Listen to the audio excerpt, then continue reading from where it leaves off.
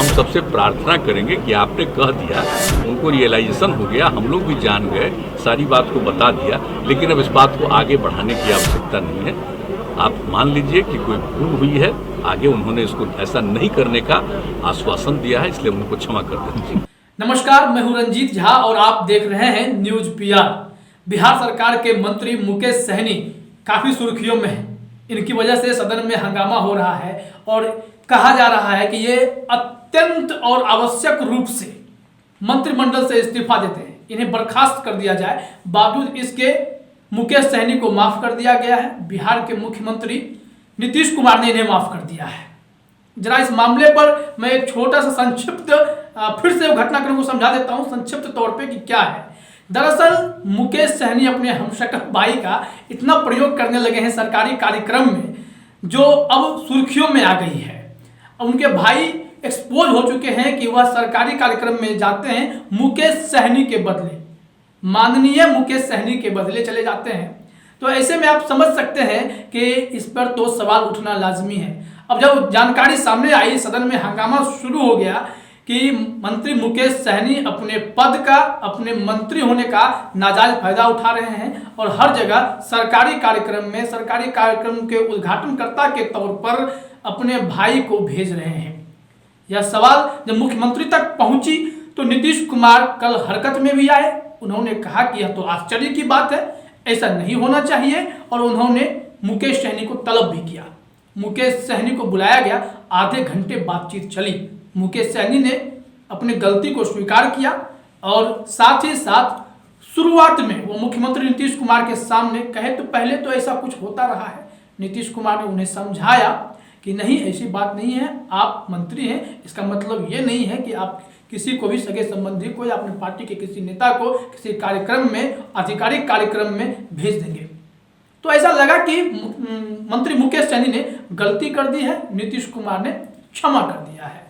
बाहर आकर के मुकेश सहनी ने मीडिया के सामने यह स्वीकार किया कि हमसे गलती हो गई है, हमारे भाई को आधिकारिक तौर पे भेजा तो नहीं गया था, लेकिन मीडिया ने उन्हें इस तरह से प्रमोट कर दिया जिसके चलते गलतफहमी पैदा हो गई और आगे से ऐसा नहीं होगा। इसके लिए उन्होंने भरोसा जताया है मुख्यमंत्री के सामने भी और मीडिया के सामने भी।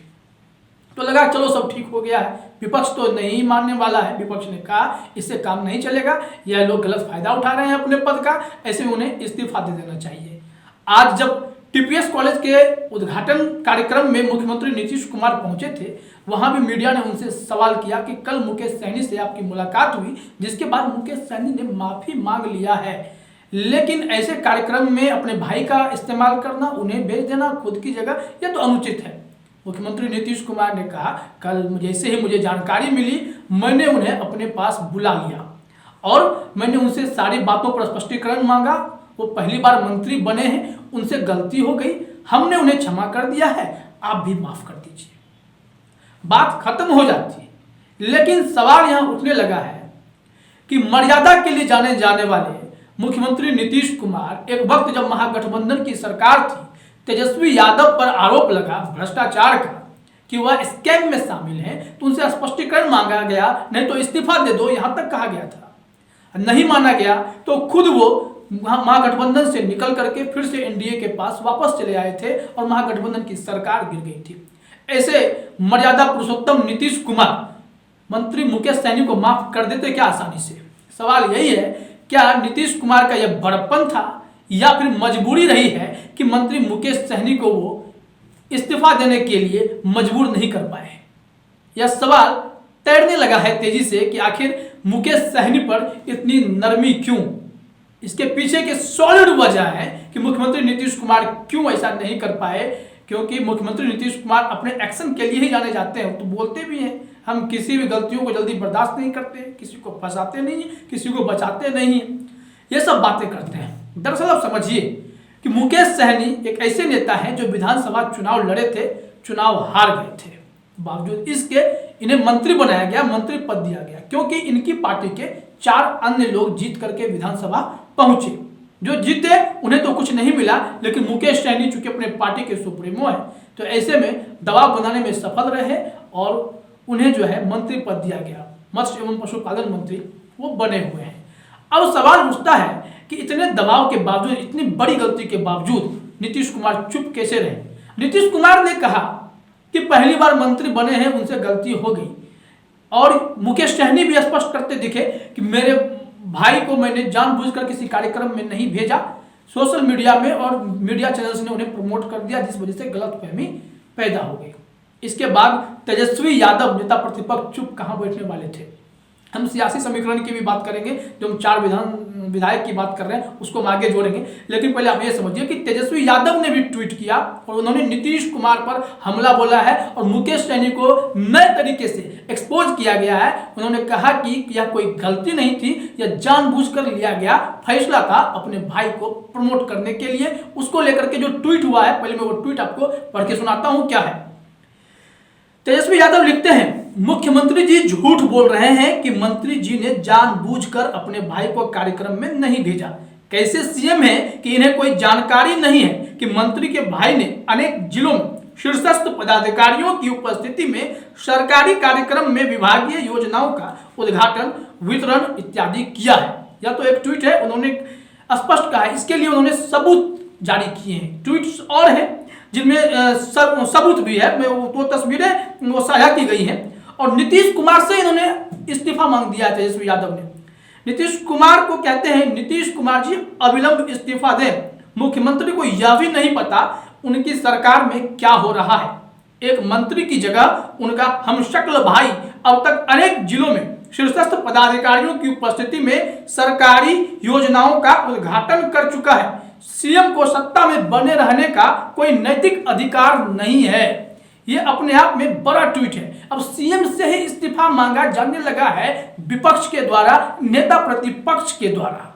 आखिरी ट्वीट, मंत्री के हमशक्ल से उद्घाटन कराने और प्रोटोकॉल का उल्लंघन करने वाले दोषी पदाधिकारियों पर भी सख्त कार्रवाई होनी चाहिए, क्योंकि पदाधिकारी की भी यह जिम्मेदारी है। अगर उन्हें मंत्री को नहीं पता है कि ऐसा जो है नियम कानून के विरुद्ध है, तो आप ना करें, उन्हें इन्फॉर्म तो करें कम से कम।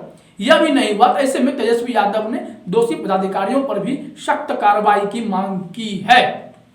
अब नेता प्रतिपक्ष तेजस्वी यादव ने कुछ तस्वीरें जो साझा की है, उस तस्वीरों में साफ दिखता है कि खगड़िया जिला में भी और पूर्णिया जिला में भी इसी तरह के सरकारी कार्यक्रम थे, जहां मुकेश सहनी के भाई जो उनकी तरह ही दिखते हैं, वह दीप प्रज्वलित कर रहे हैं या उस कार्यक्रम में शामिल हो गए हैं।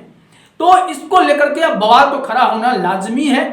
सदनों में हंगामा तो चलता ही रहेगा, लेकिन मुख्यमंत्री नीतीश कुमार शायद टस में मस नहीं होंगे। उन्होंने हल्के शब्दों में कह दिया है, हमने क्षमा कर दिया है तो आप भी माफ कर ही दीजिए।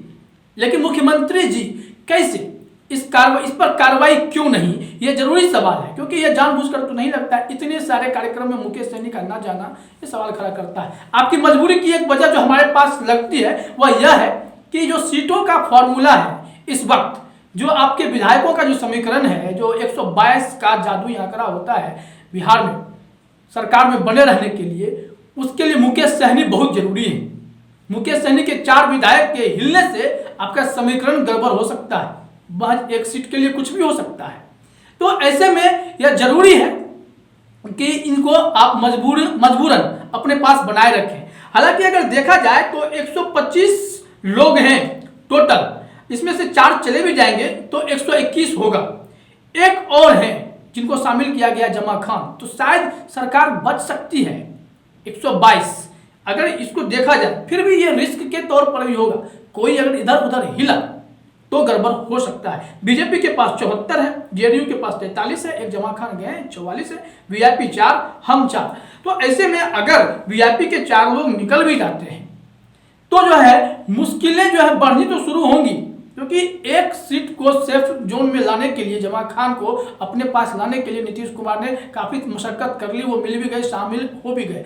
बावजूद इसके यह डर बना रहता है कि कब कौन कहां से निकल जाएगा। ऐसे में मुकेश सहनी का साथ छोड़ना पहली बात तो यह सही फैसला नहीं होगा। अब दूसरी बात हम ये कहते हैं, दूसरी बात यह है कि शायद बिहार में एनडीए में बीजेपी बड़े भाई की भूमिका में है और नीतीश कुमार के कोटे से मुकेश सहनी नहीं आए हैं।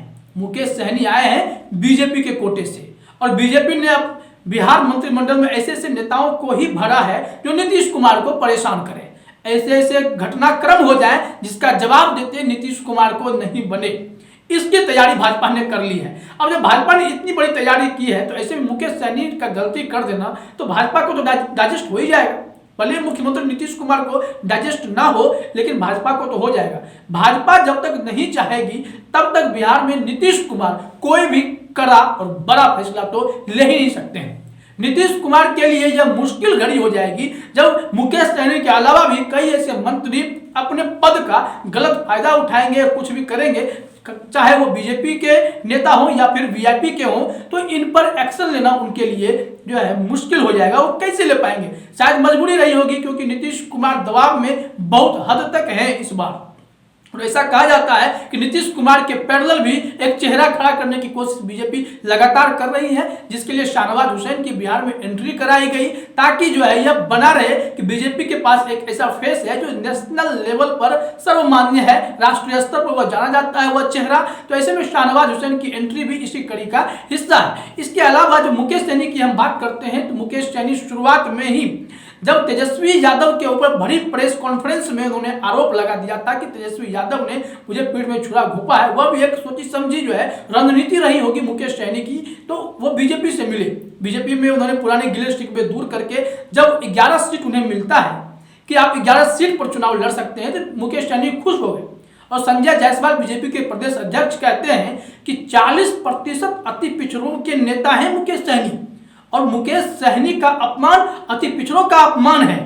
और इस तरह करके पूरा ताना बाना बुन करके मुकेश सहनी को पूरे ताज पे बिठा करके लाया गया, एनडीए में शामिल कराया गया, उन्हें सीटें दी गई और उनके जो 4 लोग जीत के आए, भले ही खुद हार गए, लेकिन जब हार गए तो नेता कैसे माने जाते हैं? अभी तो आश्चर्य की बात लगती है कि वो सर्वमान्य नेता कैसे हो सकते हैं 40% अति पिछड़ों के बावजूद। इसके बीजेपी को मुकेश सहनी पर भरोसा है। मुकेश सहनी को जब उन्होंने साथ दिया है तो ऐसे में लगता है कि नीतीश कुमार के लिए फैसला लेना उतना ही मुश्किल होगा। मुकेश सहनी पर कोई कार्रवाई हो और कार्रवाई को सफलतापूर्वक अंजाम दे दिया जाए नीतीश कुमार के द्वारा, मुझे नहीं लगता ये पॉसिबल है क्योंकि बीजेपी इसके पीछे और मुकेश सहनी के साथ खड़ी है। मुकेश सहनी पर निर्णय लेना बीजेपी के लिए तो आसान है लेकिन वो लेगी नहीं, नीतीश कुमार के लिए मुश्किल है, टेढ़ी खीर है। तो इस वजह से शायद यह बड़ा कारण है कि बीच बचाव का रास्ता निकाला गया। मुकेश सहनी को तलब भी कर लिया गया। बड़ी सभा में नीतीश कुमार ने यह भी कर दिया कि आश्चर्य लगता है कि ऐसा कैसे हो गया, मुझे जानकारी नहीं है, और वहां पर अपने घर पे बुला करके मुलाकात भी करते हैं, सारी बातें हो जाती हैं,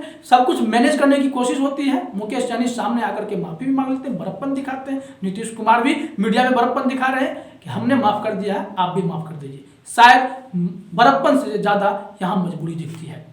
न्यूज पीआर में रंजीत झा की तरफ से फिलहाल इतना ही। बाकी खबरों के लिए आप बने रहिए हमारे साथ और आपका बहुत बहुत धन्यवाद।